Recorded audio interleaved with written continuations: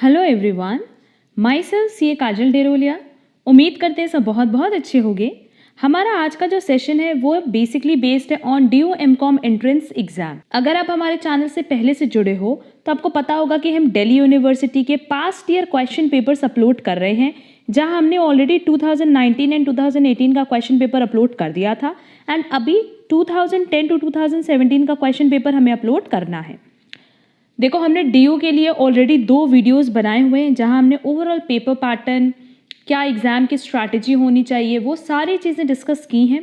अगर आपने वो वीडियो नहीं देखा है तो उसकी लिंक भी हम आपको डिस्क्रिप्शन बॉक्स में प्रोवाइड कर देंगे एंड 18-19 सॉल्व क्वेश्चन पेपर की भी लिंक आपको डिस्क्रिप्शन बॉक्स में मिल जाएगी। पास्ट ईयर के जितने भी क्वेश्चन पेपर्स हैं वो तो बहुत रेलेवेंट है, नो डाउट, एंट्रेंस एग्जाम के लिए। तो आज हम लोग 2017 का पूरा क्वेश्चन पेपर डिस्कस करने वाले हैं। तो चलो हम लोग अपना आज का सेशन स्टार्ट करते हैं। एंड एक इम्पॉर्टेंट पॉइंट हम बता दें कि WhatsApp group and Telegram channel हमने ऑलरेडी बनाया हुआ है फॉर MCOM एंट्रेंस एग्जाम 2021। अब वो ग्रुप हमारा ज़रूर ज्वाइन कर लेना। रीज़न बीइंग, दिल्ली यूनिवर्सिटी के लिए भी हम एटलीस्ट 3 टेस्ट कंडक्ट करेंगे जो कि कम्प्लीटली बेस्ड होगा एंट्रेंस एग्जाम पैटर्न पे। तो उसकी अपडेट्स आपको हमारे ग्रुप से मिल जाएगी एंड इसके अलावा जो भी हमारे नोट्स हैं, PDFs हैं, पास्ट ईयर क्वेश्चन पेपर की PDF है, वो सब आपको हमारे टेलीग्राम चैनल पे मिल जाएगा। उसकी लिंक हमने डिस्क्रिप्शन बॉक्स में प्रोवाइड कर दी है, तो वहाँ से आप हमारे ग्रुप्स को ज़रूर ज्वाइन कर लेना। चलो अब हम लोग स्टार्ट करते हैं अपना 2017 का क्वेश्चन पेपर एंड हम लोग हर एक क्वेश्चन पे डिटेल डिस्कशन करेंगे। अब देखो, ये जो क्वेश्चन पेपर्स हैं बेसिकली ये DU की वेबसाइट पे कहीं पे अवेलेबल नहीं थे, बट इसी सीक्वेंस में एग्जाम में क्वेश्चंस आए हैं एंड जैसा हमने पहले भी बताया कि 4 सेट्स बनते हैं, पर हर एक सेट में सेम क्वेश्चंस ही अवेलेबल होते हैं। क्लियर? तो चलो फिर हम लोग स्टार्ट करें अपना पहला question. Assume that a person drinks 3 glasses of apple juice and then drinks 4th, the marginal utility is equal to. अब देखो, क्वेश्चन में हमसे पूछ रहा है बेसिकली कि अगर एक पर्सन 3 ग्लास ड्रिंक कर रहा है और उसके बाद 4th ग्लास अगर वो ड्रिंक करे तो उस केस में उसकी मार्जिनल यूटिलिटी क्या होगी। सिंपली देखो, होता क्या है कि अगर हमने 1, 2, 3, 4 इन चारों ग्लासेस की यूटिलिटी को ऐड कर दिया तब तो वो utility that is satisfaction level, वो कैसा सेटिस्फैक्शन लेवल कहलाएगा? टोटल, कि चारों ग्लास कंज्यूम करने पे आपको जो टोटल सेटिस्फैक्शन मिल रहा है वो कितना आया। बट अगर हम हर एक इंडिविजुअल ग्लास की यूटिलिटी, हर एक इंडिविजुअल ग्लास से जो सेटिस्फैक्शन मिला है उसको बेसिकली हम कहते हैं एडिशनल सेटिस्फैक्शन। क्लियर? और एडिशनल का मतलब ही क्या होता है बेटा? मार्जिनल। तो मार्जिनल यूटिलिटी का मतलब होता है कि जब आप 3rd ग्लास से 4th ग्लास पे गए तो इससे जो बेसिकली इस पर्टिकुलर एडिशन से जो आपको सेटिस्फैक्शन मिला उसको हम कहते हैं मार्जिनल यूटिलिटी। क्लियर? तो नो डाउट मार्जिनल यूटिलिटी किसके बराबर होगी? The utility of the 4th glass, कि जो 4th ग्लास से हमको सेटिस्फैक्शन मिला है वही तो हमारी एडिशनल यूटिलिटी है और एडिशनल सेटिस्फैक्शन है। क्लियर? तो उसका करेक्ट आंसर होगा B. Next, the opportunity cost of an item is the number of hours needed to earn money to buy the item, what you give up to get that item, usually less than dollar value of the item, the dollar value of the item. अब देखो, simply पहले opportunity cost का मतलब समझ लेते हैं, फिर बहुत ही ईजिली इस क्वेश्चन का हम आंसर कर पाएंगे। अब अपॉर्चुनिटी कॉस्ट क्या है कि लेट्स से मेरे पास 2 ऑप्शन है। पहला ऑप्शन हमें मिला कि हम एक CA फर्म में जॉब कर ले और उस CA फर्म में जॉब करने पे हमें 50,000 रुपीज़ ऑफर हुआ पर मंथ। हमारे पास दूसरा ऑप्शन है कि हम अपना बिजनेस रन करें और स्टार्टिंग में जो हमने कैलकुलेशन किया वो ये है कि बिजनेस से हमें 60,000 पर मंथ मिलेगा। तो नो डाउट हम कौन सा ऑप्शन चूज करेंगे? बिजनेस का। बट इस बिजनेस, अगर ये बिजनेस हम नहीं करते तो हम ये ऑप्शन चूज करते CA फर्म को ज्वाइन करने का, है ना? तो अगर हम बिजनेस कर रहे हैं तो बिजनेस करते टाइम जो हमारे पास नेक्स्ट बेस्ट ऑल्टरनेटिव अवेलेबल होगा, कि अगला ऑल्टरनेटिव जिसको हम तब चूज करते जब हम ये बिजनेस नहीं कर रहे होते, उसी को हम क्या कहते हैं बेटा? Opportunity cost. कि अगर हम अपना बिजनेस रन करेंगे तो ये जो CA फर्म की जॉब हमने छोड़ी 50,000 की, ये हमारे लिए क्या हो गई? Opportunity cost. और simply what is opportunity cost? Next best alternative available. तो करेक्ट आंसर क्या होगा? B, what you give up to get that item. हमने अगर बिजनेस स्टार्ट किया तो बिजनेस स्टार्ट करने के लिए हमने क्या चीज़ छोड़ी? अपनी जॉब छोड़ी, तो वो जॉब हमारे लिए क्या हो गया? Opportunity cost. तो इसका करेक्ट आंसर क्या होगा? B. Next, law of diminishing returns refer to an eventual fall in. अब देखो, basically law of diminishing returns की बात करें, ये एक ऐसा लॉ है जो उस सिचुएशन को रिफर करता है जहां हमारा टोटल आउटपुट इंक्रीज करता है एट डिमिनिशिंग रेट। हमने क्या बोला कि हमारा टोटल आउटपुट इंक्रीज करेगा, पर कौन सी रेट से? घटते हुए रेट से, दैट इज डिमिनिशिंग रेट से। कब? जब हम ज्यादा से ज्यादा वेरिएबल फैक्टर कंबाइंड करते हैं with the fixed factor of production.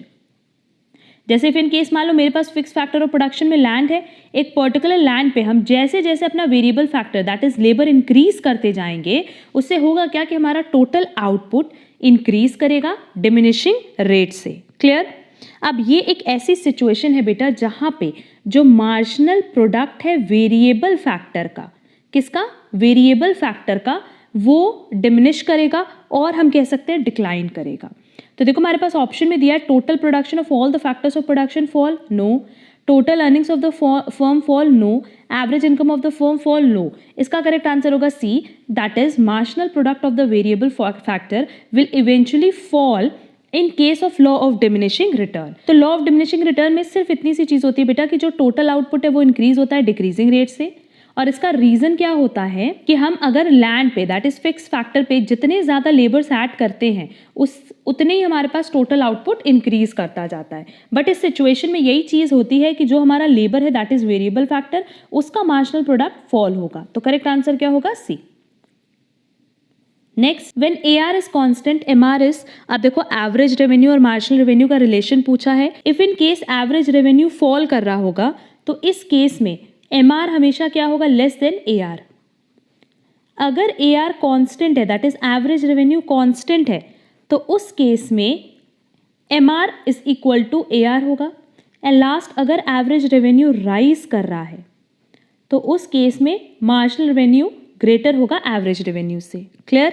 तो देखो क्वेश्चन में पूछा था कि एवरेज रेवेन्यू कांस्टेंट है, मार्जिनल रेवेन्यू क्या होगा? नो डाउट वो किसके इक्वल होगा? एवरेज रेवेन्यू के। तो करेक्ट आंसर क्या होगा? A. Next, under perfect competition firm will be in equilibrium if, अब देखो इक्विलिब्रियम सिचुएशन की अगर हम बात करें अंडर परफेक्ट कॉम्पिटिशन, सिंपली दो ही कंडीशन है कि MR is equal to MC, ये फर्स्ट सिचुएशन है। और दूसरी सिचुएशन है कि MC curve cuts the MR curve from below. Clear? देखो इस तरीके से ग्राफ बनता है, ये हमारा डिमांड कर्व है और मार्जिनल रेवेन्यू और एवरेज रेवेन्यू सबके इक्वल है और हमारा ये मार्जिनल कॉस्ट है। क्लियर? तो दो सिचुएशन होनी चाहिए, first is MR is equal to MC जो कि इस पॉइंट पे है और दूसरा इस पॉइंट पे है, और दूसरा जो मार्जिनल कॉस्ट कर्व है वो फ्रॉम द बिलो नीचे से कट करेगा किसको? MR कर्व को। क्लियर? तो देख लेते हमारे पास ऑप्शन में दिया है MR is equal to MC, MC cuts MR from below, MC rises when it cuts MR। अभी देखो हमने ये ग्राफ जो बनाया था इसमें यही था कि MC जब कट कर दिया उसके बाद वो क्या कर रहा है? राइज कर रहा है। तो करेक्ट आंसर क्या होगा? D, all of the above. Next,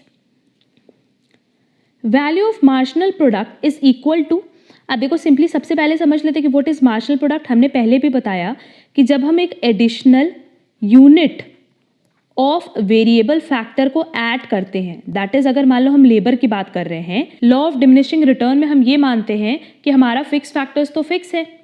सारी चीजें किसमें हम लोग देखते हैं? शॉर्ट रन में, लॉन्ग रन में नहीं देखते। अगर लॉन्ग रन में देख रहे होते बेटा तो हम लोग इसकी बात करते हैं law of return to scale की, बट क्योंकि हम लोग बात कर रहे हैं लॉ ऑफ डिमिनिशिंग रिटर्न की तो ये बेसिकली शॉर्ट रन में होता है और शॉर्ट रन में कुछ फैक्टर्स फिक्स होते हैं और कुछ वेरिएबल होते हैं। क्लियर?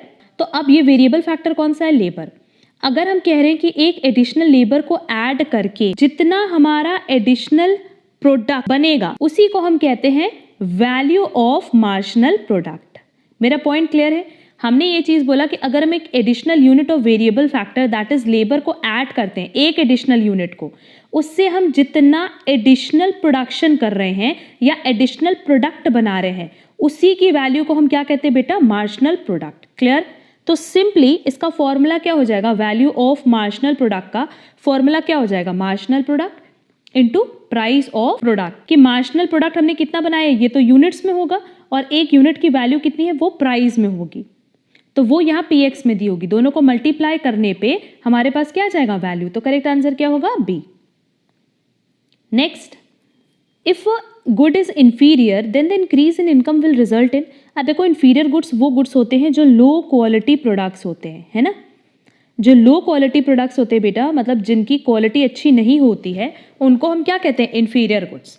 इसको किससे रिलेट करना है? इनकम से। अब पहले खुद समझो, लेट्स से जो मेरी इनकम है, मान लेते हैं ठीक कि महीने की 10,000 है, तो उस केस में हम क्या करेंगे कि जो राइस हम कंज्यूम करेंगे वो कौन सा राइस होगा? नॉर्मल राइस होगा या जो खुला राइस मार्केट में मिलता है, नो डाउट हम वो कंज्यूम करेंगे।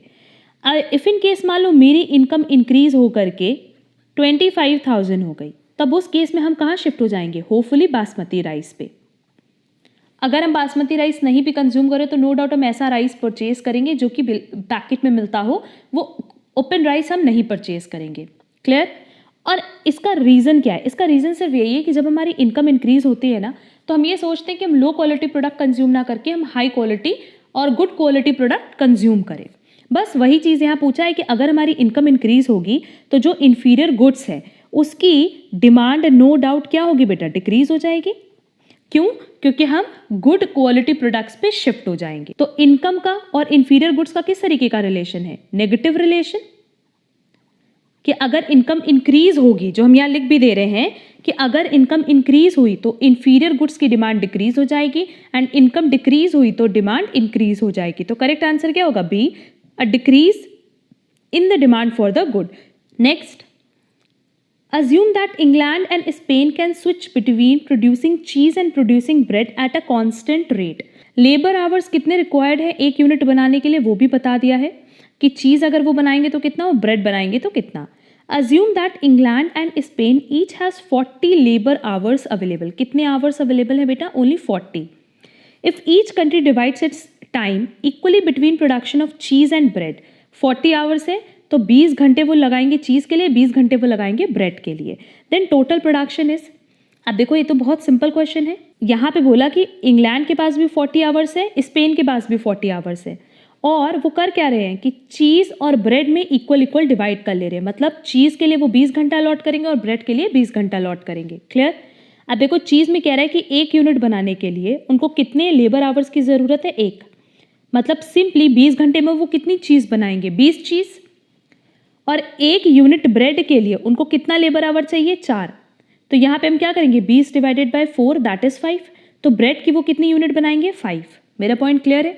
सेम पैटर्न पे हम स्पेन का कैलकुलेशन कर लें। 20 डिवाइडेड बाय 4 यहाँ पे वो 5 पैकेट चीज़ की बनाएंगे, एंड 20 डिवाइडेड बाय 8 वो 2.5 पैकेट ब्रेड की बनाएंगे। तो ओवरऑल चीज़ का प्रोडक्शन कितना हुआ? 25 यूनिट्स, और ओवरऑल ब्रेड का प्रोडक्शन कितना हुआ? 7.5 यूनिट्स। और देखो क्वेश्चन में हमसे यही पूछा था कि टोटल प्रोडक्शन कितना होगा, तो नो डाउट इसका करेक्ट आंसर क्या होगा? बी, कि चीज़ का 25 यूनिट्स एंड ब्रेड का 7.5 यूनिट्स हम प्रोड्यूस करेंगे। Next, Fisher's quantity theory is explain by his famous equation of exchange is given as MV is equal to PT, that is इसका correct answer होगा A। MV denote करता है money value को और PT denote करता है price level as well as transactions को।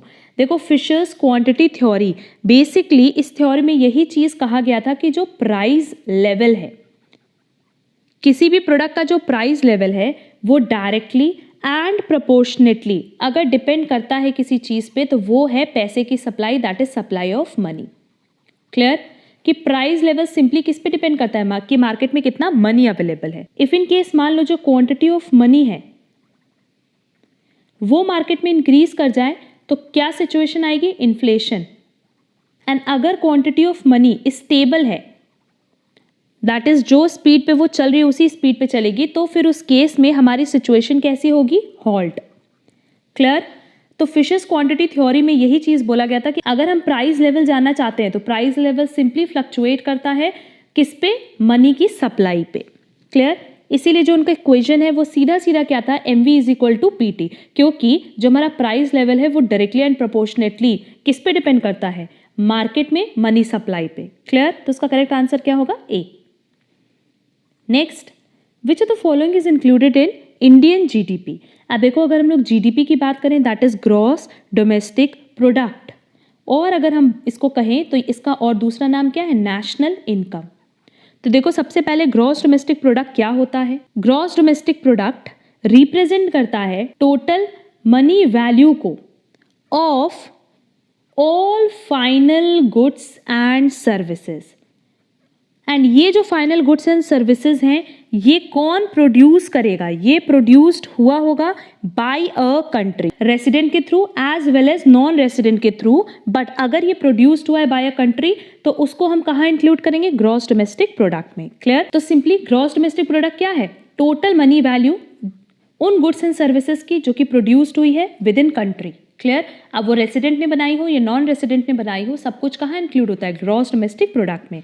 देखते हैं, the value of production by a Singaporean working in India, the value of production by an Indian working in Singapore, both A and B are correct, neither A nor B is correct. देखो B तो correct नहीं है, क्यों? क्योंकि एक Indian है जो कि कहाँ काम कर रहा है, सिंगापुर में। अगर वो इस सर्विस से जो भी मनी वैल्यू बना रहा है क्या वो विद इन कंट्री है, नहीं। बट फर्स्ट पॉइंट देखो, इसमें कह रहा है कि जो वैल्यू ऑफ प्रोडक्शन है वो किसी सिंगापोरियन के थ्रू है, दैट इज नॉन रेसिडेंट के थ्रू, बट वो कहाँ काम कर रहा है, इंडिया में। इसका मतलब इस प्रोडक्शन की जो मनी वैल्यू है वो विद इन कंट्री बनाई जा रही है। और विद इन कंट्री हमने पहले बताया था कि वो रेसिडेंट के थ्रू भी हो सकता है और नॉन रेसिडेंट के थ्रू भी हो सकता है। तो इस मनी वैल्यू को हम कहाँ इंक्लूड करेंगे, इन इंडियन जीडीपी। तो करेक्ट आंसर क्या होगा, A. Clear? Next, the economy's inflation rate is, अब देखो सिंपली अगर हम लोग इन्फ्लेशन रेट की बात करें या इन्फ्लेशन की बात करें तो ये एक ऐसी सिचुएशन है जहां हमारी इकोनॉमी का ओवरऑल जो प्राइस लेवल है वो क्या होता है, राइज होता है। क्लियर? ओवरऑल प्राइस लेवल क्या होगा, राइज करेगा। तो सिंपली इन्फ्लेशन रेट क्या है, percentage change in price level from the previous period, कि पिछले साल के कंपैरिजन में करंट ईयर में कितना प्राइस लेवल चेंज हुआ, और इसी परसेंटेज चेंज को हम क्या कहते हैं, इन्फ्लेशन रेट। तो इसका करेक्ट आंसर क्या होगा, B, change in the price level from the previous period. Next, which among the following assets is the most liquid. अब देखो लिक्विड मतलब जो कि इजिली कन्वर्टेबल इनटू कैश हो, corporate bonds, fine art, shares of stock, deposits that can be withdrawn using ATM. आप देखो अगर हमारे बैंक में पैसा रखा हुआ है तो हम तो उसको किसी भी पॉइंट ऑफ टाइम पे विड्रॉ कर सकते हैं, वो सबसे ज़्यादा लिक्विड फॉर्म में है, that is easily convertible into cash. किसी भी पॉइंट ऑफ टाइम पे आप चाहो तो आप उसको कैश में कन्वर्ट कर सकते हो। तो मोस्ट लिक्विड इसमें से कौन सा है, C, deposits that can be withdrawn using ATMs. Next, during a recession the economy experiences, देखो रिसेशन के टाइम बेसिकली क्या होता है कि सब कुछ फॉल करना स्टार्ट हो चुका होता है। ये एक जर्नल स्लो डाउन सिचुएशन होती है इकोनॉमिक एक्टिविटी में, जहाँ बेसिकली आप देखोगे सारी चीज़ें फॉल कर रही होती है, चाहे वो एम्प्लॉयमेंट लेवल हो, चाहे वो इनकम लेवल हो, चाहे वो प्रोडक्शन लेवल हो, चाहे वो डिमांड लेवल हो, सब कुछ क्या करता है, डिक्रीज करता है। तो उसके अकॉर्डिंग इसका करेक्ट आंसर क्या होगा, D, falling employment and income. Next, appreciation in domestic currency leads to, अब देखो अगर हमारी करेंसी की वैल्यू इंक्रीज होगी तो उस केस में होगा क्या कि लोग हमसे कम परचेज करना स्टार्ट करेंगे, दैट इज जो दूसरी कंट्रीज हैं वो हमसे कम परचेज करेंगी, दैट इज हमारी कंट्री का जो एक्सपोर्ट है वो क्या होगा, डिक्रीज हो जाएगा। तो इसका करेक्ट आंसर क्या होगा, D, fall in exports. Next, other things is same as a real interest rate falls. अब देखो अगर रियल इंटरेस्ट रेट फॉल होगा नो डाउट ज़्यादा लोग, बिजनेस ऑर्गेनाइजेशंस मार्केट से लोन लेंगी और वो लोन वो बेसिकली क्या करेंगी, कहीं ना कहीं किसी सेक्टर में इन्वेस्ट करेंगी, है ना। तो इन्वेस्टमेंट क्या हो जाएगा, इंक्रीज हो जाएगा। देखो ऑप्शन दिया है domestic investment rise, domestic investment rise. B और डी इसलिए नहीं हो सकता क्योंकि बी एंड डी दोनों में ही डोमेस्टिक इन्वेस्टमेंट फॉल कर रहा है, बल्कि जब इंटरेस्ट रेट फॉल करता है ना तो यही होता है कि बहुत सारे business organisations, business entrepreneurs market से लोन लेते हैं एंड उसको किसी सेक्टर में इन्वेस्ट करते हैं, तो इन्वेस्टमेंट राइज होगा। नेक्स्ट ऑप्शन दिया नेट कैपिटल आउटफ्लो, राइज और फॉल। तो बेसिकली नेट कैपिटल आउटफ्लो का मतलब क्या है, इसका मतलब होता है नेट फ्लो ऑफ फंड्स जो कि कंट्री इन्वेस्ट करती है बाहर की कंट्री में, दैट इज अब्रॉड में, outside the country during a certain period of time. तो नो डाउट अगर इंटरेस्ट रेट फॉल करेगा तो डोमेस्टिक इन्वेस्टमेंट भी इंक्रीज होगी एज वेल एज आउटसाइड जो इन्वेस्टमेंट आप कर रहे हो, फॉरेन इन्वेस्टमेंट, वो भी इंक्रीज होगी। तो करेक्ट आंसर क्या होगा, A. Next, RBI was fully owned by the government in the year 1949।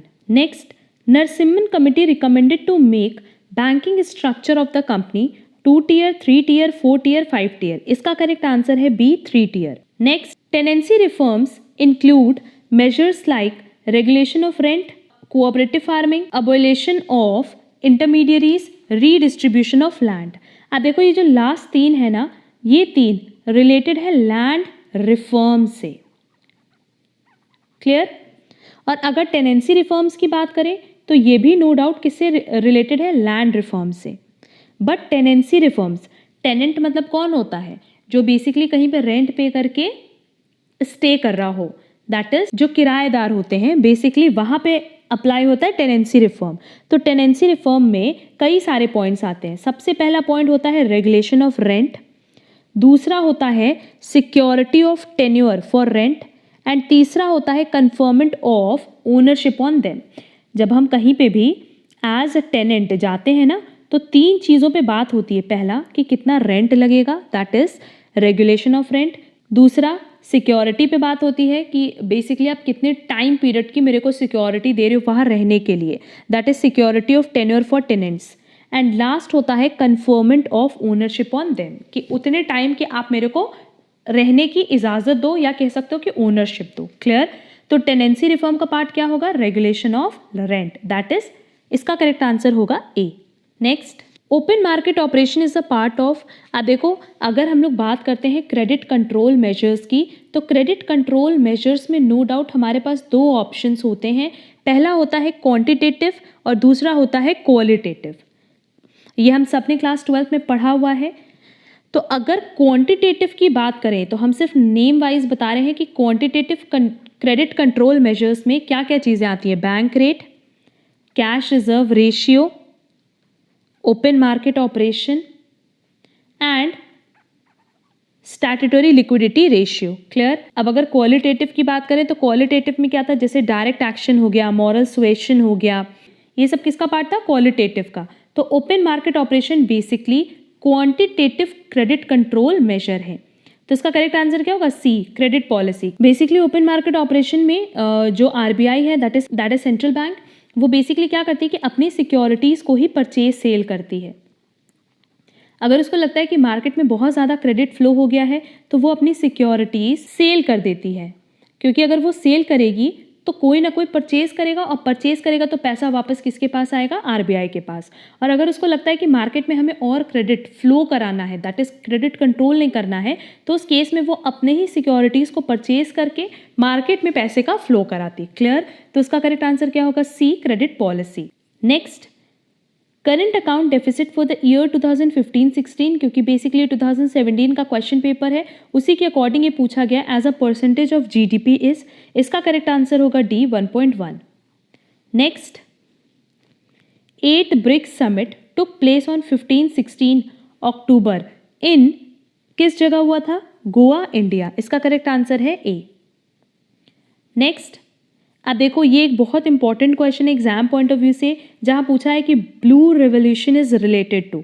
तो इसका करेक्ट आंसर तो नो डाउट फिश प्रोडक्शन है, बट क्योंकि हमें ये बताना है कि oil production, grass production, food production किस तरह के रेवोल्यूशन से रिलेटेड है, एंड इंपॉर्टेंट रिवोल्यूशन जो कि एग्रीकल्चर में हुए थे वो बहुत इंपॉर्टेंट है आपकी एग्जाम पॉइंट ऑफ व्यू से, तो उस पर हम लोग एक छोटा सा डिस्कशन यहाँ कर लेते हैं। उसकी हमने एक पूरी लिस्ट बनाई है, और उस लिस्ट में हमने सारे रेवोल्यूशंस के आगे उनके प्रोडक्शन के बारे में मेंशन किया है, तो वो बेसिकली लिस्ट आपको लर्न करनी है। तो चलो फिर हम लोग चलते हैं अपनी उस लिस्ट पे। यहाँ देखो हमने सारी इंपॉर्टेंट रेवोल्यूशंस जो हुई हैं एग्रीकल्चर में उनके बारे में मेंशन किया है, ये सब आपको लर्न करना है। ग्रीन रेवोल्यूशन रिलेटेड है एग्रो प्रोडक्शन और फूड ग्रेन से, एंड फूड ग्रेन से।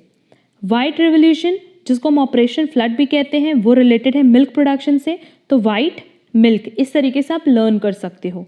ब्लू रेवोल्यूशन फिश प्रोडक्शन से रिलेटेड है, जैसा अभी हमने देखा था। पिंक रेवोल्यूशन श्रिम्प प्रोडक्शन से रिलेटेड है। Yellow revolution sunflower and oil seeds resources.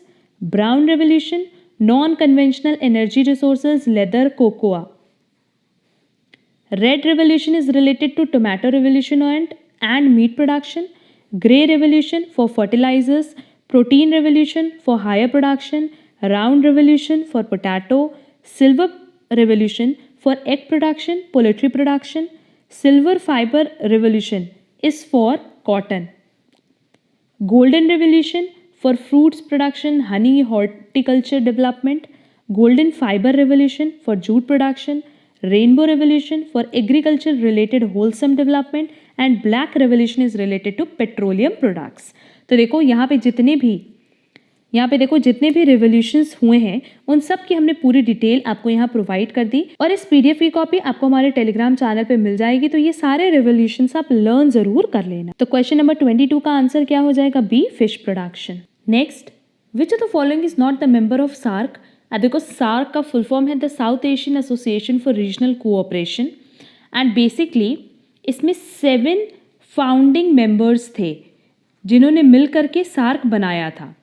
वो 7 फाउंडिंग मेंबर्स कौन कौन से थे वो देख लो। सबसे पहला था बांग्लादेश, नेक्स्ट था भूटान, नेक्स्ट था India, then Maldives, Nepal, Pakistan and Sri Lanka. तो ओवरऑल ये 7 फाउंडिंग मेंबर्स थे। बाद में 2007 में एक और कंट्री इसमें ऐड हुई और वो थी अफगानिस्तान। क्लियर? तो ये ओवरऑल 8 मेंबर्स हैं सार्क के, जिसमें से 7 फाउंडिंग मेंबर्स थे और बाद में अफगानिस्तान ने भी ज्वाइन कर लिया था। तो देखते हैं, नेपाल ऑप्शन करेक्ट है, मेंबर है, अफगानिस्तान मेंबर है एंड भूटान भी मेंबर है। पर क्या म्यांमार है? नहीं, म्यांमार सार्क का मेंबर नहीं है। तो करेक्ट आंसर क्या होगा? सी। क्लियर? इसके अलावा एक और पॉइंट जो इंपॉर्टेंट है एग्जाम पॉइंट ऑफ व्यू से वो ये है कि सार्क का जो हेड क्वार्टर है वो कहाँ है? काठमांडू, नेपाल में। ये पॉइंट ये लर्न करने वाले हैं, इसलिए हम यहाँ साथ ही साथ बताते चल रहे हैं। Next, the ad valorem is a tax on the basis of. अब देखो, अगर एड वैलोरम की बात करेंगे तो इसके साथ साथ हम एक और टैक्स की बात करेंगे और वो है स्पेसिफिक टैक्स। तो बेसिकली 2 तरह के टैक्सेस होते हैं, एक होता है स्पेसिफिक टैक्स और एक होता है ad valorem. Specific tax basically levied होता है स्पेसिफिक क्वालिटीज पे। जैसे अगर हम बात करें हैं वॉल्यूम की, क्वांटिटी की, साइज की, वेट की, तो इनके बेसिस पे जब आप प्रोडक्ट पे टैक्स अप्लाई करते हो तो उसको हम कहते हैं specific tax. But ad valorem किस तरह का टैक्स है? वो बेसिकली जो हमारे कमोडिटी की वैल्यू होती है ना उस पे अप्लाई होता है और उस तरह के टैक्स को हम क्या कहते हैं? Ad valorem tax. तो बेसिकली अगर हम किसी भी कमोडिटी की बात करें, लेट्स से हमारे पास कमोडिटी ए है, तो उसमें 2 ही चीज़ तो होगी।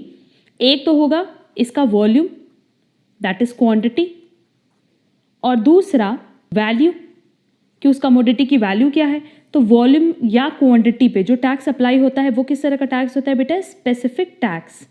और वैल्यू पे जो अप्लाई होता है उसको हम कहते हैं एड वैलोरम टैक्स। क्लियर? तो देखो, क्वेश्चन में हमसे स्पेसिफिक टैक्स नहीं पूछा, एड वैलोरम पूछा है। तो एड वैलोरम नो डाउट किस पे अप्लाई होगा? वैल्यू ऑफ द कमोडिटी पे। तो करेक्ट आंसर क्या होगा? ए। अगर क्वेश्चन में एड वैलोरम की जगह स्पेसिफिक पूछा होता तो वो किस पे अप्लाई होता? वॉल्यूम ऑफ द कमोडिटी पे। क्लियर है? Next, the chairman of NITI Aayog is, इसका करेक्ट आंसर होगा B, Shri Narendra Modi. Next, let the probability of event A be 0.3 and the probability of event B be 0.5. Also assume that the 2 events are independent. Then P A by B, that is probability A by B will be equal to, अब देखो question में हमसे क्या बोल रहा है कि दोनों इवेंट्स इंडिपेंडेंट हैं। यहाँ पे हम किस प्रोबेबिलिटी की बात कर रहे हैं? कंडीशनल प्रोबेबिलिटी की। और बेसिकली कंडीशनल प्रोबेबिलिटी में इफ़ इन केस हमारे पास जो दोनों इवेंट्स है वो इंडिपेंडेंट हो तो उस केस में जो मेरे पास फॉर्मूला है वो क्या है कि अगर प्रोबेबिलिटी ए बाई बी पूछा है तो ये हमेशा किसके इक्वल होगा? प्रोबेबिलिटी ऑफ ए के। और प्रोबेबिलिटी बी बाई ए पूछता तो ये इक्वल होता प्रोबेबिलिटी बी के। क्लियर? हमसे क्वेश्चन में पूछा है probability A divided by B, तो नो डाउट ये किसके इक्वल होगा? प्रोबेबिलिटी ए के। तो इसका करेक्ट आंसर क्या हो जाएगा? 0.3, that is B. Next, the arithmetic mean of a set of 10 numbers is 25. If each number is first multiplied by 3 and then increased by 5, what is the mean of new numbers? अब देखो यहाँ पे ना हम लोग simply क्या करेंगे बेटा? मीन की जो प्रॉपर्टी है उसका एप्लीकेशन करेंगे। अच्छा, इस क्वेश्चन पे डिस्कशन के पहले हम ये चीज़ बता दें कि हमने स्टैटिस्टिक्स के लिए इंडिविजुअल चैप्टर्स पे भी क्लासेस अपलोड की हुई हैं। लाइक रिग्रेशन पे क्लास ऑलरेडी अपलोडेड है, कोरिलेशन पे क्लास अपलोडेड है। इसके अलावा सेंट्रल टेंडेंसी हुआ, मेजर ऑफ डिस्पर्शन हुआ, इस पे भी हम क्लास बहुत जल्दी अपलोड करेंगे। इनफैक्ट हमने स्टैटिस्टिकल डिस्क्रिप्शन ऑफ डेटा पे भी क्लास अपलोड की हुई है। और ये क्लासेस हमारे सेकंड चैनल पे है, जिसकी लिंक आपको डिस्क्रिप्शन बॉक्स में मिल जाएगी। तो बहुत जल्दी वहाँ हम सेंट्रल टेंडेंसी की क्लासेस भी अपलोड करेंगे, क्योंकि सेंट्रल टेंडेंसी में बेसिकली जो सबसे इम्पॉर्टेंट पॉइंट होता है वो होता है मीन मीडियन मोड की प्रॉपर्टीज़। तो यहाँ हम एक ही सिंगल प्रॉपर्टी डिस्कस करेंगे जिस पे बेस्ड हमारा क्वेश्चन है। क्वेश्चन में कह रहा है कि जो मीन है 10 नंबर्स का, दैट इज n कितना है 10 और मीन कितना है 25। फर्दर क्वेश्चन में कह रहा है if each number is first multiplied by 3 and then increased by 5 what is a mean of new number. अब देखो सिंपली यहाँ पे जो प्रॉपर्टी एप्लीकेबल होगी वो हम बता देते हैं कि इफ इन केस मेरे पास ओल्ड मीन दिया हुआ है और मेरे से क्वेश्चन में न्यू मीन की डिमांड कर रहा है, और इस केस में हो क्या रहा है कि जो ओल्ड मीन के लिए हमने ऑब्जर्वेशंस यूज़ किए हैं उन्हीं ऑब्जर्वेशंस की हेल्प से हमें न्यू मीन कैलकुलेट करना है। बस क्वेश्चन में लिखा रहेगा कि ये जो ओल्ड ऑब्जर्वेशन है उसमें हमने कुछ ऐड किया या माइनस किया या डिवाइड किया या मल्टीप्लाई किया, और उसके बेसिस पे हमें न्यू मीन का कैलकुलेशन करना है। तो यहाँ आप लोग मीन की प्रॉपर्टी देख लो। मीन की बहुत सिंपल सी प्रॉपर्टी है कि इफ़ इन केस आपने ओल्ड मीन कैलकुलेट किया है एंड आपके पास जितने भी ऑब्जर्वेशंस थे जिससे आपने ओल्ड मीन कैलकुलेट किया है उन ऑब्जर्वेशन में आपने किसी भी सिंगल नंबर से ऐड कर दिया और आपको हर एक ऑब्जर्वेशन को ऐड करना है। क्लियर। लेट्स से हम यहाँ पे ले रहे हैं कि हमने जो एडिशन किया है वो +3 किया है। तो सिंपली न्यू मीन निकालने का तरीका क्या है ना कि if in case her observation 3 से ऐड ऑन हुआ है तो ओल्ड मीन में अगर आप 3 ऐड कर दोगे तो आपका न्यू मीन आ जाएगा। क्लियर। वैसे ही अगर आप सारे ऑब्जर्वेशन को 3 से माइनस करोगे तो ओल्ड मीन में से आप सीधे सीधे -3 करना, आपका न्यू मीन आ जाएगा। अगर ऑब्जर्वेशन को हर एक ऑब्जर्वेशन को आपने 3 से मल्टीप्लाई किया तो ओल्ड मीन को भी 3 से मल्टीप्लाई करो, न्यू मीन आ जाएगा।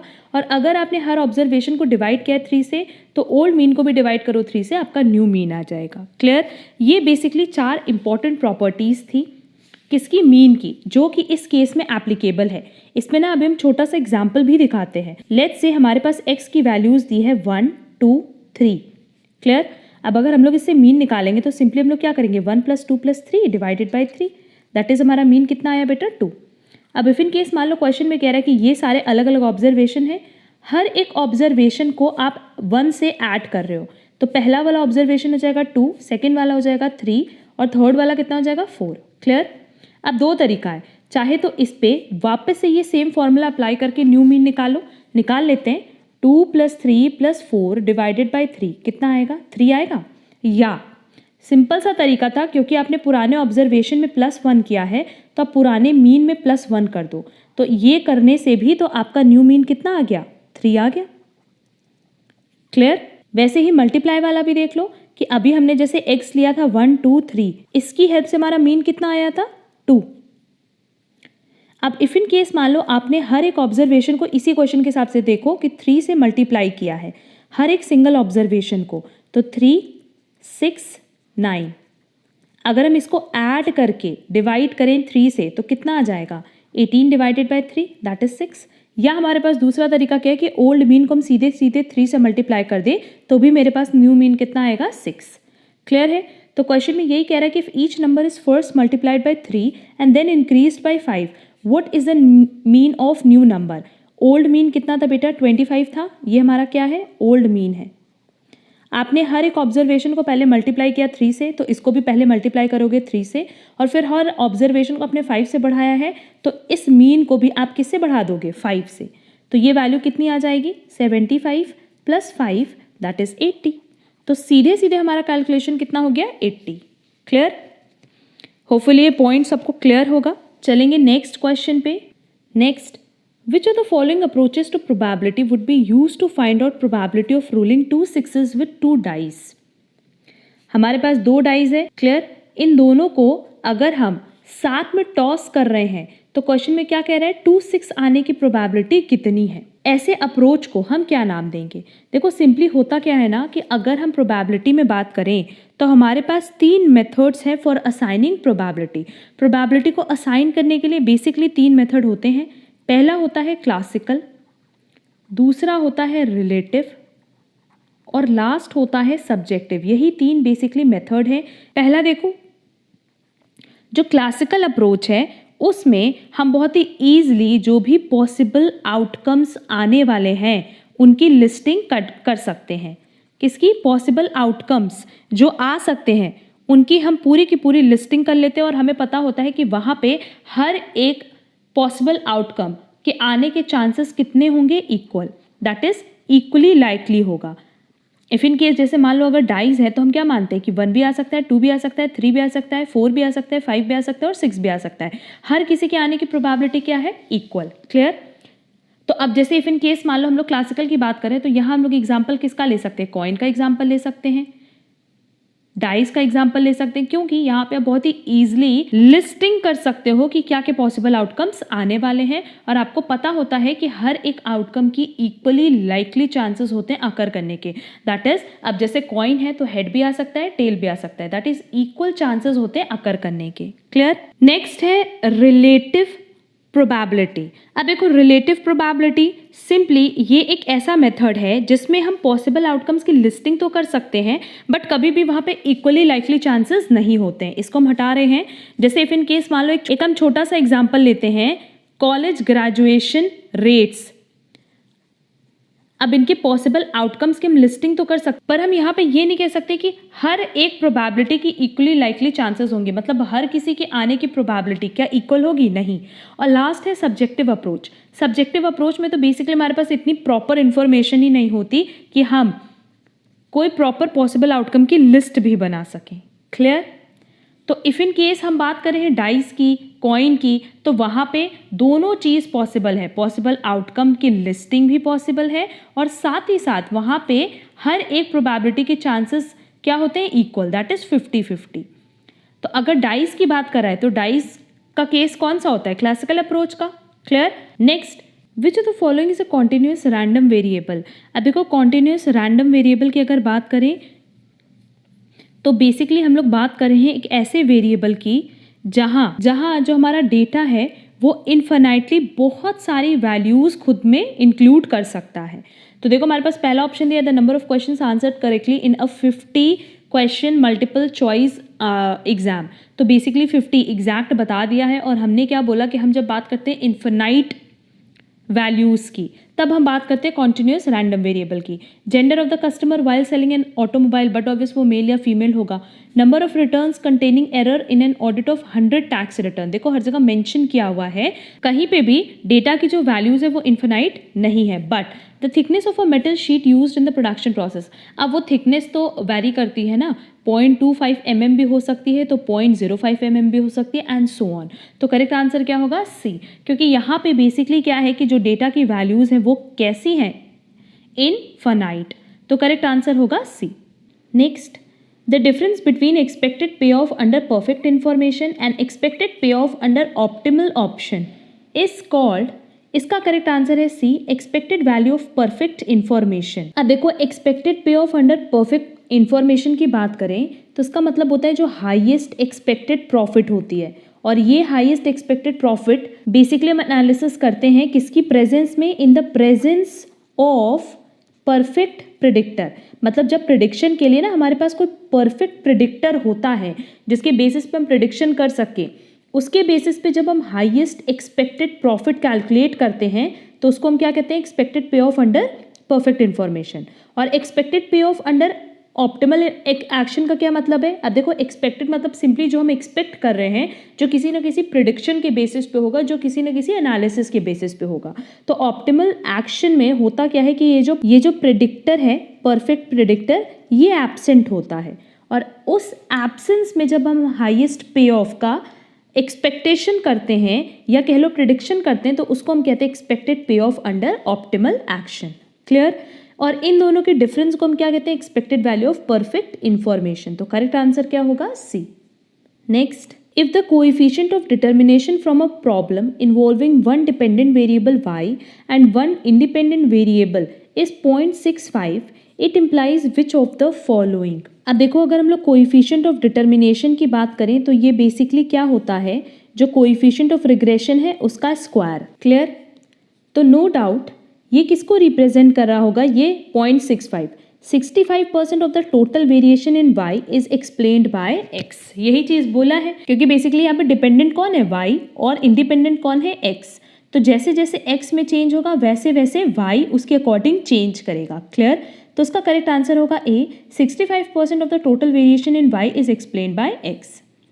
Next, to compare the variation or spread of data sets that have different units, we use which of the following? Standard deviation, range, variance, coefficient of variation। अब देखो, अगर variation और spread की बात करें तो no doubt इसका correct answer क्या होगा? Coefficient of variation. क्योंकि कोएफिशिएंट ऑफ वेरिएशन मतलब क्या होता है? Standard deviation divided by mean multiply by 100। तो यहाँ हम लोग क्या कैलकुलेट कर रहे हैं? ये जो डिफरेंट सेट्स है डेटा का, उनके बीच में क्या स्पीड है, उनके बीच की क्या वेरिएशंस हैं, उसको हम कैसे कैलकुलेट करते हैं? With the help of coefficient of variation. तो करेक्ट आंसर होगा D. Next, which of the following is not a property of the normal distribution.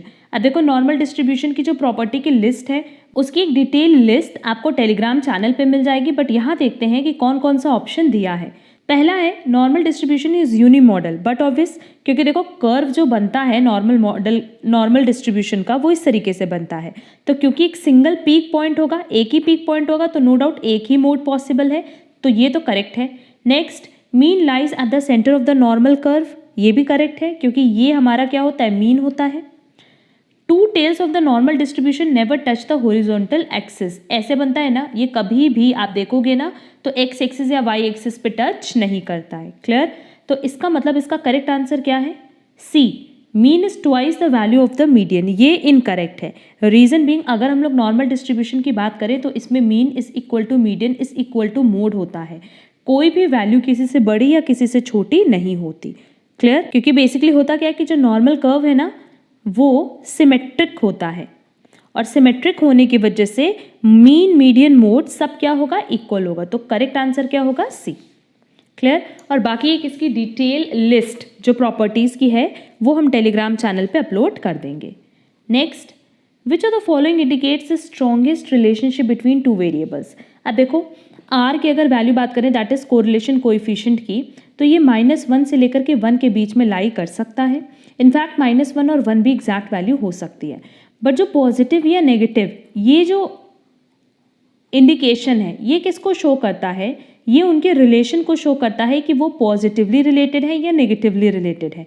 क्योंकि देखो, कोरिलेशन कोएफिशिएंट में क्या होता है? हम हमेशा दो वेरिएबल्स की बात करते हैं और दो वेरिएबल्स के बीच का रिलेशन बताता है आइदर पॉजिटिव और नेगेटिव की। एक अगर पॉजिटिव है इसका मतलब x इंक्रीज होने पे y भी इंक्रीज होगा, और नेगेटिव है तो इसका मतलब दोनों डिक्रीज होंगे। क्लियर? तो यहाँ पे जब हम लोग आंसर देखेंगे ना तो हम लोग प्लस और माइनस को अवॉइड करेंगे। हम लोग सीधे सीधे क्या देखेंगे कि कितना परसेंट रिलेशन उनके बीच में है।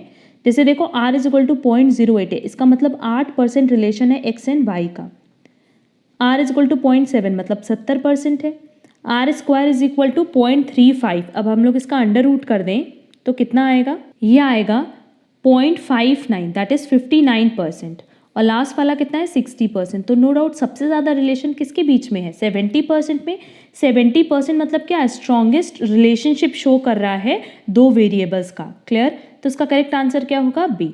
और इसमें आप ये मत देखना कि वो माइनस है कि प्लस। अब माइनस प्लस बेसिकली सिर्फ और सिर्फ डायरेक्शन को इन्फॉर्म करता है, ना कि रिलेशन को। क्लियर? तो करेक्ट आंसर क्या होगा? B. Next, while computing a weighted index the current period quantities are used in the, no doubt current period की बात करें दैट इज Q1, और वो हम कहाँ यूज करते हैं? पैशेज में। क्योंकि देखो लैस्प्रेस का फॉर्मूला क्या था? Summation P1 divided by summation P0, और बेस हम किसको लेते हैं? बेस पीरियड क्वांटिटीज को, दैट इज Q0। क्लियर? अगर पैशेज की बात करें तो पैशेज का फॉर्मूला था summation P1 divided by summation P0 Q1, that is हम यहाँ पे बेस क्या लेते हैं? Current year quantities. तो करेक्ट आंसर क्या होगा? B, Paasche's method. अब देखो, अगर हम लोग बात करें स्टैटिस्टिक्स की, बहुत जल्दी हम अपने दूसरे चैनल पे स्टैटिस्टिक्स की पूरी डिटेल लेक्चर्स अपलोड करेंगे, जहाँ हमने already statistical description of data upload किया हुआ है। Correlation, regression, central tendency, dispersion and index number पे हम बहुत डिटेल डिस्कशन अपलोड करने वाले हैं। साथ ही साथ बहुत सारे प्रैक्टिस सेट भी हम अपलोड करेंगे, जिससे आपके सारे के सारे कॉन्सेप्ट्स क्लियर हो जाएंगे। तो आप हमारे उस चैनल को सब्सक्राइब ज़रूर कर लेना। Next, in time series theory the shortage of certain consumer goods just before the annual budget will be referred to as. Question में हमसे कह रहा है कि अगर टाइम सीरीज थ्योरी की बात करें, the shortage of certain consumer goods just before the annual budget, पूरे साल की बात कर रहा है ना, एक पर्टिकुलर ईयर की बात कर रहा है, और एक पर्टिकुलर ईयर सिर्फ कहाँ होगा, सीजनल वेरिएशन में, साइक्लिक में, सेकुलर ट्रेंड में और इरेगुलर में। तो बेसिकली एक पर्टिकुलर ईयर की हम बात नहीं करते हैं। क्लियर। अब साइक्लिक वेरिएशन में बेसिकली बिजनेस साइकिल के हिसाब से चलते हैं, जैसे कभी अगर हम लोग बूम पे हैं, पीक पे हैं, वो सारी चीज़ें। सेकुलर ट्रेंड जो बेसिकली 7 to 9 ईयर्स के लिए होता है, और इरेगुलर वेरिएशन मतलब जो आप कभी प्रिडिक्ट नहीं कर सकते, जैसे फायर अकर होने पे या कह लो अर्थक्वेक आने पे। क्लियर। बट अगर सीजनल वेरिएशन की बात करें तो जैसे समर हो गया, विंटर हो गया, ये सारी चीज़ें। तो करेक्ट आंसर क्या होगा, A, seasonal variation. Next, a numerical value computed from a sample is called parameter, error, bias, statistic.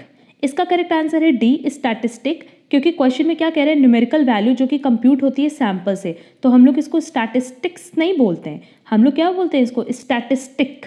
Clear. Correct answer होगा D. Next, which of the following is a random sampling technique. Random sampling technique और simple random sampling कि basically closest इसमें से है systematic sample, क्योंकि अगर हम लोग रैंडम सैम्पलिंग की बात करें तो उसमें हम लोग क्या करते हैं कि रैंडम सैंपल लेते हैं, और वैसे ही सिस्टमैटिक सैम्पलिंग में भी होता है कि एक पर्टिकुलर सिस्टम बना लेते हैं और उसी को हम लोग फॉलो करते हैं। जैसे रैंडम सैम्पलिंग में क्या करते हैं, हमें पता होता है कि हमें रैंडमली कुछ सेलेक्ट करना है, वैसे ही सिस्टमैटिक सैम्पलिंग में होता है कि एक पर्टिकुलर सिस्टम बनाए और उसके बेसिस पे हम अपनी सैम्पलिंग को कलेक्ट करते हैं। क्लियर। सिस्टमैटिक सैम्पलिंग को हम और क्या कहते हैं वो देख लो, इसको हम लोग इंटरवल सैम्पलिंग अप्रोच भी बोलते हैं। Clear. Next, which of the following is a special case of LPP, that is linear programming. Linear programming के लिए असाइनमेंट मॉडल भी स्पेशल केस है और ट्रांसपोर्टेशन मॉडल भी, तो इसका करेक्ट आंसर क्या होगा, C, both A and B। Next, the curve is given y is equal to this has a local maximum at which value of x। अब देखो, अगर हमें इसकी मैक्सिमम वैल्यू निकालनी है तो सबसे पहले हम लोग क्या करें, इसका डिफरेंशिएशन कर दें। इसका डिफरेंशिएशन कैसे होगा, dy by dx is equal to, इसकी वैल्यू क्या हो जाएगी, 6x² minus 30x minus 36। Clear. और क्योंकि हमसे मैक्सिमम वैल्यू मांगा है तो इज इक्वल टू 0, तो ये तो क्लियर है। अब हम लोग इसकी हेल्प से क्या करेंगे, x की वैल्यू निकाल लें, बहुत ही ईजिली से x की वैल्यू आ जाएगी। हम क्या करेंगे, मिडिल टर्म स्प्लिट करेंगे। देखो यहाँ से देखो हम 6 कॉमन ले सकते हैं, तो हम 6 कॉमन ले रहे हैं, और 6 कॉमन लेने का हमें बेनिफिट मिलेगा कि ये 6 0 हो जाएगा। वैल्यू क्या बचेगी, x² minus 5x minus 6 is equal to 0। अब क्या करेंगे, मिडिल टर्म ऐसे स्प्लिट करेंगे कि ऐड करने पे 5 आए और मल्टीप्लाई करने पे 6 आए। तो यहाँ देखो ये हो जाएगा x² minus 6x plus x minus 6 is equal to 0। अब देखो अगर हम लोग इसको ऐड करें तो माइनस 5x आएगा और मल्टीप्लाई करें तो माइनस 6 आ जाएगा, जो कि ये आना चाहिए। बेसिकली माइनस 6x² आएगा। तो हम लोग करते क्या है कि c को और a को मल्टीप्लाई करके ही देखते हैं। ठीक, तो ये तो पता होगा सबको, मिडिल टर्म स्प्लिट। अब हम इधर कर रहे हैं, x कॉमन ले लिया इसमें से, तो ये हो जाएगा x माइनस 6 प्लस 1 कॉमन ले लिया, ये हो जाएगा x minus 6 is equal to 0। x की एक वैल्यू बच रही है 6 और एक वैल्यू बच रही है -1। अब देखो x मेरे पास 6 आया और -1 आया। अब देखो हमें देखना है कि हम 6 कंसिडर करें कि -1, दोनों ऑप्शन दिया है, बट कह रहे हैं local maximum at which value of x। अब देखो दोबारा से जब इसका डिफरेंशिएशन करेंगे, मतलब डबल डिफरेंशिएशन जब करेंगे, तो ये कितना बचेगा, 12x माइनस 30, जो कि क्या होगा, लेस देन 0। और ये वैल्यू लेस देन 0 कब आएगी, जब x हम क्या रखें, -1। देखो यहाँ पे -1 रखो तो ये -12 माइनस 30 आएगा, लेस देन 0। बट अगर हम 6 रख दें यहाँ पे तो नो डाउट वैल्यू कितनी आ जाएगी, 72 माइनस 30, मतलब ग्रेटर देन 0। इसका मतलब कौन सी वैल्यू कंसिडर करेंगे, -1। तो इसका करेक्ट आंसर क्या होगा, सी, -1, क्योंकि बेसिकली हमसे क्वेश्चन में क्या पूछा था, लोकल मैक्सिमम। नेक्स्ट अब क्वेश्चन नंबर 41 का आंसर आपको टेलीग्राम चैनल पे मिल जाएगा। इसका करेक्ट आंसर है सी, और इसका डिटेल आंसर आपको मिल जाएगा टेलीग्राम चैनल पे। Next, suppose that the demand equation for a certain product is this. P price है, एक्स क्या है, number of items sold at that price, and the cost, cast नहीं है, cost function is, cost function given है this. Find the value of X that maximizes the profit. हमें ये बताना है कि किस वैल्यू पे हमारा प्रॉफिट मैक्सिमाइज होगा। क्लियर। अब देखो इसके लिए हम पहले एक पॉइंट बताएं कि जो हमारा टोटल रेवेन्यू है बेटा वो किसके बराबर होगा, वो होगा प्राइस मल्टीप्लाई बाय यूनिट्स, यही होता है। प्राइस कितना गिवन है, ऑलरेडी प्राइस गिवन है 100 माइनस 0.2x और यूनिट्स कितनी गिवन है ऑलरेडी x। इसको सॉल्व करने पे वैल्यू आएगी 100x माइनस 0.2x स्क्वायर। तो टोटल रेवेन्यू हमारे पास आ गया, क्योंकि बेसिकली हमसे क्वेश्चन में क्या बोला है, प्रॉफिट मैक्सिमाइज करने के लिए। तो टोटल रेवेन्यू हमारे पास आ गया। अच्छा, क्वेश्चन में ऑलरेडी देखो कॉस्ट गिवन है, that is total cost given है। तो टोटल रेवेन्यू और टोटल कॉस्ट को अगर हम माइनस कर दे तो हमारे पास क्या आ जाएगा, प्रॉफिट आ जाएगा। क्लियर, ये वैल्यू याद रखना। अब देखो हम यहाँ पे लिख रहे हैं कि प्रॉफिट किसके बराबर होता है, प्रॉफिट होता है total revenue minus total cost के। टोटल रेवेन्यू अभी हम लोग कैलकुलेट किए हैं, हमारे पास आया था 100x माइनस 0.2x स्क्वायर और टोटल कॉस्ट ऑलरेडी क्वेश्चन में गिवन है 4x प्लस 3000। हमें नहीं लगता कि इसमें किसी को भी कोई डाउट होगा। अब सिंपली हम लोग क्या करेंगे, ये प्रॉफिट है ना, p से डिनोट करेंगे, तो इसका क्या करें, डिफ्रेंसिएशन कर दें। डिफ्रेंसिएशन करने पे देखो जो वैल्यू आएगी वो आएगी dp डिवाइडेड बाय dx, क्योंकि इधर x दिया हुआ है, इस इक्वल टू इसकी वैल्यू हो जाएगी 100, इसकी वैल्यू हो जाएगी माइनस 0.4x, इसकी वैल्यू होगी -4 और ये खत्म हो जाएगा। क्लियर। तब हमारे पास जो इक्वेशन आया वो क्या आया, 100 माइनस 0.4x माइनस 4। तो सिंपली क्या हो जाएगा, 100 माइनस 0.4x माइनस 4। अब क्वेश्चन में हमसे कह रहा है कि प्रॉफिट मैक्सिमाइज करना है किस वैल्यू ऑफ x पे, इसको 0 ले लें, ये कितना हो जाएगा 96 इज इक्वल टू 0.4x और x इज इक्वल टू कितना हो जाएगा 96 डिवाइडेड बाई 0.4 और x इज इक्वल टू आएगा 240। तो इसका मतलब अगर हम मार्केट में 240 यूनिट सेल करें तो हम क्या अर्न कर पाएंगे, मैक्सिमम प्रॉफिट। क्लियर। क्लियर, तो इसका करेक्ट आंसर क्या होगा, D. Next, function with general form y is equal to F X is equal to G X divided by H X. Basically किसका फॉर्मूला है, रैशनल फंक्शन का, तो correct answer होगा B. Next, the demand function of a commodity is given by this and the consumer surplus corresponding to P is equal to 4 is। अब देखो simply इस question में अगर हम इंटीग्रेशन यूज करें तो हमारा कंज्यूमर सरप्लस का कैलकुलेशन हो जाएगा, क्योंकि देखो प्राइस क्या दी हुई है 100 माइनस 8x, इसका मतलब प्राइस मैक्सिमम कितनी हो सकती है 100 और मिनिमम कितनी हो सकती है 4। इसके बेसिस पे हम क्या करेंगे, अब तो इस इक्वेशन पे बेसिकली हम लोग इंटीग्रेशन अप्लाई करेंगे इस तरीके से 100 4 और इसमें देखो अगर हम लोग x की वैल्यू निकालें तो कितना आ जाएगा, ये हो जाएगा p minus 100 is equal to minus 8x और हो जाएगा 8x is equal to 100 minus p और x is equal to 100 minus p divided by 8। बस इसका हमें इंटीग्रेशन कर देना है और इसका इंटीग्रेशन करते ही हमारे पास वैल्यू आ जाएगी कंज्यूमर सरप्लस की, जो कि आएगी D 576। इसका डिटेल आंसर आपको अगेन हमारे टेलीग्राम चैनल पे मिल जाएगा। अगर कोई डाउट होगा तो फिर आप कमेंट बॉक्स में कमेंट करके पूछ सकते हो। Next, F X is equal to sine X is odd function, इसका करेक्ट आंसर होगा C. Next, if the marginal revenue function of a firm is given what shall be total revenue function. अब देखो total revenue पूछा है with the help of marginal revenue. Marginal revenue कितना दिया हुआ है 10 माइनस 6x और बेसिकली मार्जिनल रेवेन्यू की बात करें तो ये क्या होता है, change in total revenue divided by change in quantity होता है। क्वांटिटी को किससे डिनोट किया गया है, x से डिनोट किया गया है। अब देखो हम लोग इस तरीके से भी तो लिख सकते हैं ना, डेल्टा को d से भी डिनोट करते हैं, total revenue divided by delta x। Change को हम किस तरीके से और डिनोट कर सकते हैं, डी से। ये किसके बराबर है बेटा 10 माइनस 6x, क्योंकि ये अभी भी देखो किसका फॉर्मूला है, मार्जिनल रेवेन्यू का। क्लियर है, ये पॉइंट मेरा अच्छे से समझो। मार्जिनल रेवेन्यू क्या होता है, change in total revenue divided by change in x होता है, दैट इज क्वांटिटी। तो हमने चेंज इन की जगह डेल्टा दैट इज डी से डिनोट कर दिया। अब सिंपली हम लोग क्या करेंगे कि अगर बोथ साइड इंटीग्रेट कर दे तो हमारे पास सोल्यूशन आ जाएगा। बोथ साइड इंटीग्रेट करने पे बेसिकली वैल्यू कितनी आएगी, T R is equal to integration 10 minus 6x dx is equal to इसका अगर हम इंटीग्रेशन करें तो ये आएगा 10x minus 6x² divided by 2 और 10x माइनस 3x²। बस हमसे टोटल रेवेन्यू पूछा था क्वेश्चन में, हमने टोटल रेवेन्यू फाइंड आउट कर लिया। क्लियर? तो ये सारे questions with the help of integration और डिफरेंशिएशन आप बहुत ही ईजिली सॉल्व कर सकते हो। Next, find compound interest on ₹7500 at 4% per annum for 2 years compounded annually. तो ये तो सिंपल क्वेश्चन है। कंपाउंड इंटरेस्ट का फॉर्मूला सीधे सीधे अप्लाई करना है। Amount is equal to principal 1 plus r divided by 100 to the power time.